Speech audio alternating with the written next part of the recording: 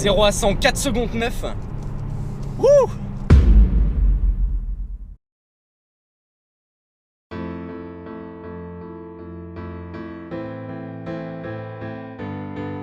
Si je vous dis Kia, vous allez penser à ça, ça ou ça.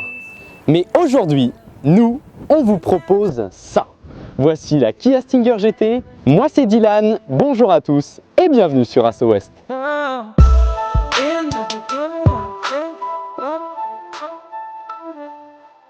Dans le cercle très fermé des berlines premium, les Allemands ont toujours été la référence.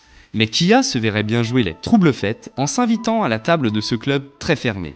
Alors cette Stinger a-t-elle les armes et les arguments suffisants pour bousculer cette hiérarchie bien établie?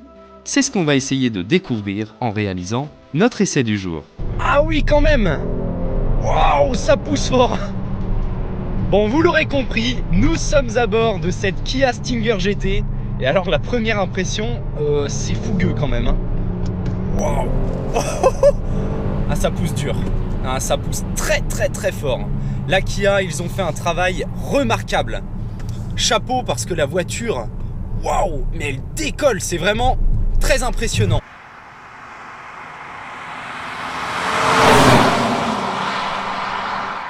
Bon alors, première impression à bord de cette Kia, qu'est-ce qu'elle est belle. Souvent j'aimerais dire qu'est-ce qu'elle est performante, qu'est-ce qu'elle est tous les superlatifs.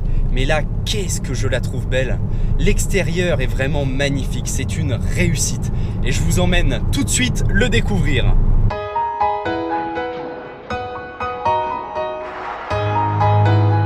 Grégory Guillaume, son nom ne vous dit rien? Eh bien, c'est le chef du bureau du design européen chez Kia, ayant en partie supervisé la Stinger. Bravo à lui, car elle est vraiment très belle.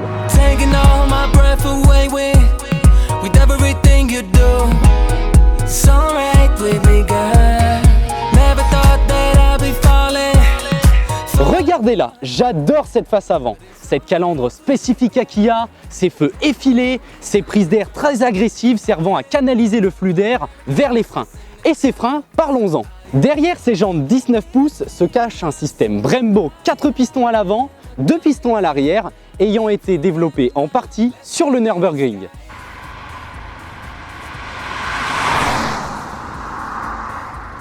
Prenons de la profondeur, regardez-la. Les lignes sont tendues, les surfaces vitrées parfaitement dimensionnées et cette coupe fastback avec cette ligne qui plonge jusqu'à la poupe, vraiment j'adore. Et l'arrière n'est pas en reste. Les feux, le diffuseur, les cannelures d'échappement rappelleront à certains la Maserati Ghibli. Personnellement, je ne trouve pas que ce soit un mauvais mélange de tout, mais plutôt que cette voiture est unique. Et ça, c'est totalement différent. Seul bémol, elle n'est pas sans défaut. Et voici quelques exemples. Les feux arrière s'intègrent parfaitement à la voiture. Mais ces catadioptres là, j'aime vraiment pas du tout.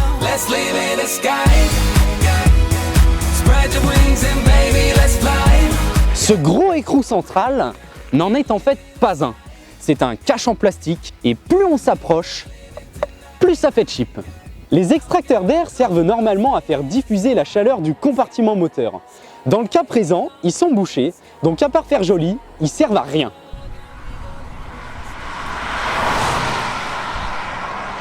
Bon, vous avez vu, hein, je vous avais pas menti, l'extérieur il est vraiment magnifique.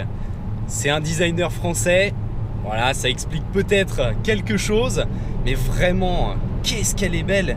Et l'intérieur n'est pas en reste, vraiment c'est très bien fini. Je suis agréablement surpris. Le volant chauffant, les sièges qui sont tout simplement magnifiques.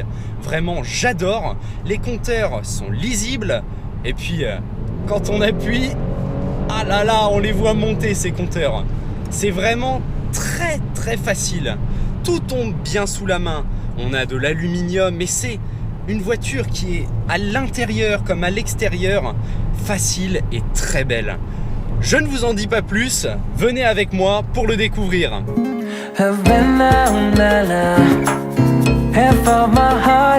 À bord, deux mots résument la situation. Sobriété et exclusivité.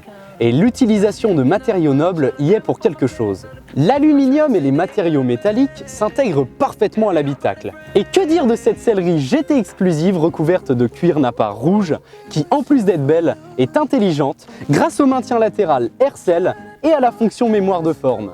Beaucoup de détails me rappellent Mercedes, à commencer par ses aérateurs en forme de turbine de soufflerie, cet écran fixe façon tablette, les enceintes Harman Kardon comme Burmeister. La seule chose qui ne me rappelle absolument pas Mercedes, c'est ce volant avec ce centre que je trouve vraiment pas terrible. Une autre chose, c'est l'arrière des sièges. Il est tout en plastique, c'est vraiment pas beau du tout. Et un petit détail, c'est que même du haut de mes 1m77, eh bien, lorsque je me mets droit, je touche le plafond. T'es un peu marseillais, toi? Hein? 1m77? Ouais, calme-toi, calme-toi. Je suis à 1m77, mais ça dépend des médecins, quoi. Ah ouais, d'accord. Max 1m74. C'est vraiment un âne. Alors oui, vous avez vu, cet intérieur, il est très beau. Il est bien fini, c'est d'une bonne qualité. Bon, ça rappelle quelque peu les berlines allemandes, mais ça, on ne peut pas en vouloir à Kia. Et j'aime tout ce qu'elle représente, toutes ces aides à la conduite. C'est des choses qui existaient déjà il y a 10 ans chez la concurrence.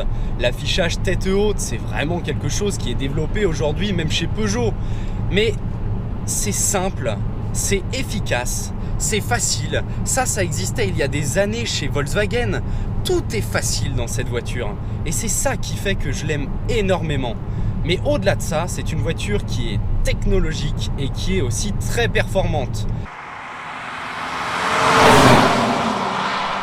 Alors vous ne le savez peut-être pas, mais je fais des études d'ingénierie mécanique. Et ce qui m'intéresse le plus, c'est ce bloc V6 biturbo qui développe 370 chevaux. Seul bémol, il rejette 244 grammes de CO2 et donc il est éligible au malus de 10 500 €.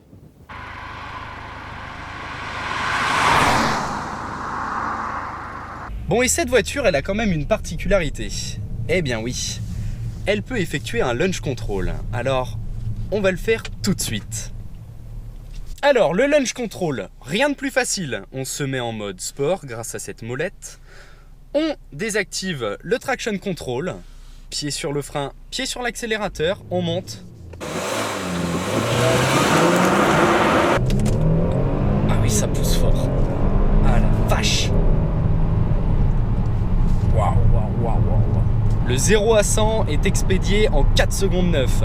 Le 0 à 200 en 16 secondes. C'est vraiment de très très bonnes performances. Et alors, on va parler un petit peu de technologie. Ce moteur utilise un système de soupape refroidi au sodium. Bon, là c'est un petit peu du chinois pour tout le monde. En fait, c'est très simple. Le sodium fond à une température très basse, ce qui fait que lorsque le moteur fonctionne, le sodium est sous forme liquide. Et du coup, il transfère la chaleur grâce à l'arbre à cames directement depuis les cylindres vers la culasse. Ce qui a tendance à refroidir à la fois le cylindre mais aussi le bloc. Et ça, c'est une très belle technologie. Ce que j'aime aussi sur cette voiture, c'est sa coupe fastback. Ce qui fait que la voiture est très bonne aérodynamiquement. Et en plus de ça, Kia, ils sont allés vraiment très loin. En plus des prises d'air au niveau de la face avant pour refroidir les freins, eh bien, ils ont intégré un fond totalement plat. Ce qui fait que la voiture est très très aboutie niveau aérodynamique. Et ça se ressent beaucoup sur la route et notamment à haute vitesse. Parce que oui, il faut bien le dire, cette voiture, bon, c'est pour les autoroutes allemandes, même si ce n'est pas une allemande, elle est faite pour ça. Dès qu'on appuie, ça repart instantanément. Les reprises sont phénoménales, vraiment. Je suis agréablement surpris et je ne m'attendais vraiment pas à ça.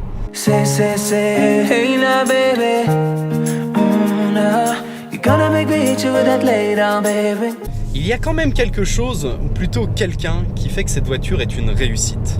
Il s'appelle Albert Biermann. Son nom ne vous dit sûrement rien et pourtant c'est un ancien ingénieur de chez BMW Motorsport. Il a été recruté par Kia pour s'occuper de cette voiture. C'est-à-dire que les trains roulants ont été designés par cette personne et on va dire d'une manière générale, cette voiture a été créée par cet ingénieur. Et bien vraiment, ça se sent. On a une voiture qui est proche d'une berline allemande, de par sa tenue de route, de par ses suspensions. Sachez tout de même que les suspensions électroniques de cette Kia sont une première pour la marque. et c'est vraiment une réussite. Là, nous sommes en mode sport, je tourne cette petite molette, mode confort, et là, la voiture change du tout au tout. Déjà, la motorisation est beaucoup plus souple, les suspensions sont moelleuses, c'est vraiment impressionnant et j'aime beaucoup cette voiture pour tout ça. En revanche, c'est une Kia et elle a quelque chose de très important, c'est ça.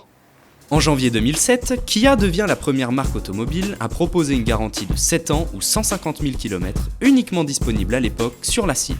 3 ans plus tard, Kia étend cette garantie à l'ensemble de ses modèles, devenant ainsi l'une des marques les plus fiables aux yeux des automobilistes.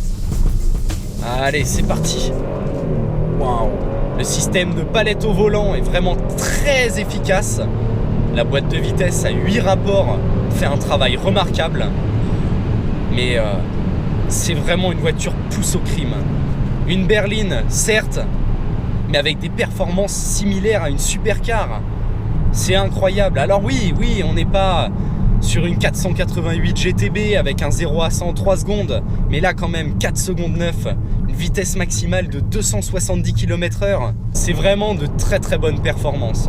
C'est les performances d'une Aston Martin DB7 par exemple. Dernière chose, le prix. 55 990 €, malus compris pour notre modèle du jour. Niveau rapport qualité-prix, performance, look, cette voiture est imbattable face aux berlines premium allemandes. Et voilà, c'est déjà la fin de cette vidéo, j'espère qu'elle vous aura plu. Un grand merci à la concession Élégance Automobile à Iffignac pour le prêt de cette Kia Stinger GT. N'oubliez pas d'activer la cloche de notification et moi je vous dis à très vite sur Asso West.